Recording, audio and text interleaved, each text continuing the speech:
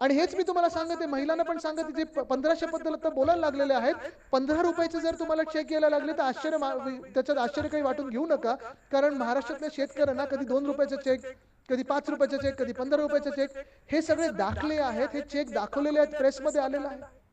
कारण सुरुवात अशीच झाली की आम्ही 6000 देऊ, प्रधानमंत्री काय ते किसान सन्मान योजना, आणि 4000 रुपये खालतून आम्ही राज्य सरकार म्हणून देऊ. मग हे सगळं होताना एवढे कमी चेक जातात कसे?